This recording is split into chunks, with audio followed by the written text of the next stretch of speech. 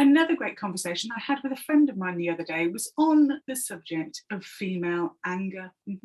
We realise that we don't know a middle-aged woman who isn't angry.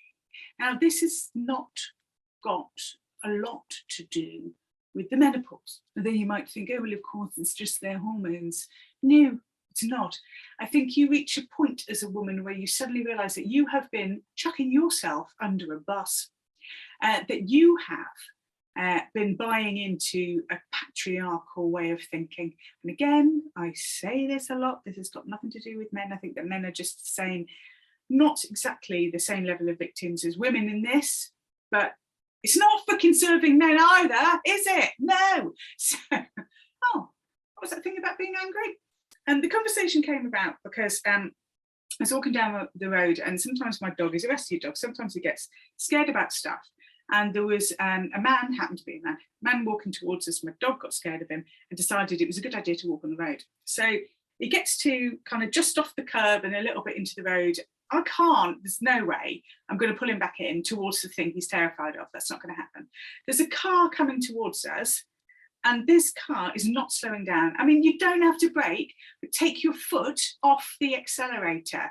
Desist with the speed, because you can clearly see the dog is heading towards the middle of the road, and I'm trying to pull the dog back, but the dog isn't coming. You can see this. You were taught this in your Green Cross freaking cold driving license test with mad woman with dog. I wasn't mad at the time. I am now. And he didn't slow down.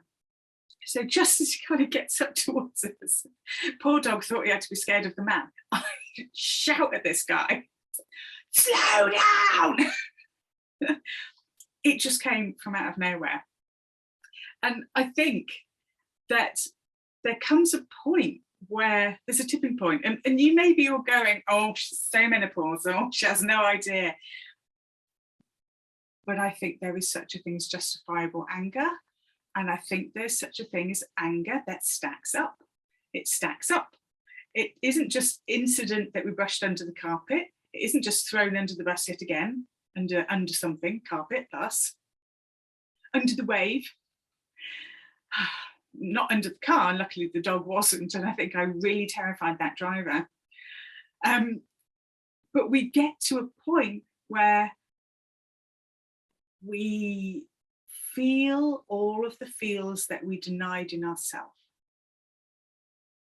And I would put to you that this is a little bit like if you've been in a state of addiction, where during the time of using, you didn't get to feel all of the feels.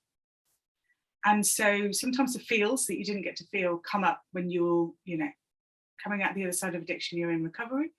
Sometimes it can happen during weight loss. And a lot of the anger comes up when you're actually losing weight. And this can be a real sabotaging thing to weight loss, because as you're losing the pounds of emotion that you put on, the emotions are sometimes coming up. And also, I think that there's been an amnesia for women about this programming on how we're supposed to behave.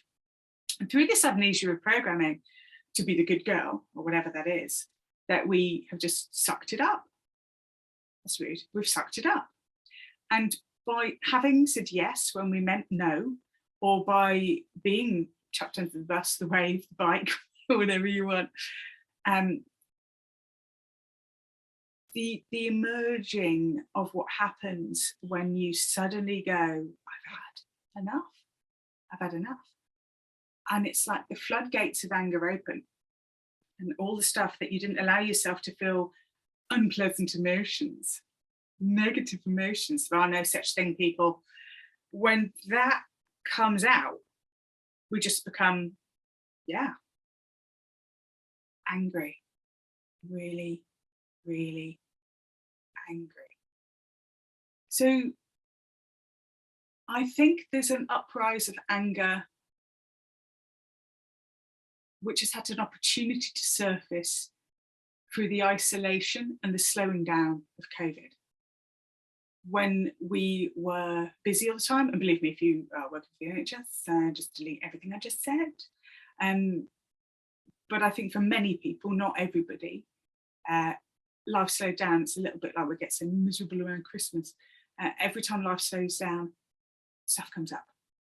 And I think that for a lot of us, a lot of stuff has come up in the last 2 years, and a lot of people are feeling a lot of anger. And sometimes we don't know where it's coming from, and we're blaming it on COVID. And I think a lot of it is actually unresolved trauma. I think it's coming up, and I think it's coming up in waves. And I think a lot of us are really having to deal with it without killing anyone. If this is shown in the court case, I'm so screwed. I promise I'm not going to kill anyone. But yeah, I don't know anyone, any woman who is over the age of 30 who isn't feeling this right now, and actually probably younger than that, probably feeling it too. It's a process. Bottling it back down again, or thinking there's something wrong with you, doesn't help. Nothing wrong with you. You're just emerging, purging emotion. It's okay. You'll come out the other side of it without having killed anyone or yourself. But you will come out of the other side of it better, and you will live your life with a commitment to never, ever throwing yourself into the bus, being under the bus, or a fucking bus anywhere near you that could be thrown, or you could be sliding under. Unless you needed to catch a bus. But this to me is a gateway. This timing feels like a gateway to a new phase of inner peace, when all of the things that we bottle come out, so that we get to have inner peace. Sounds good, yeah?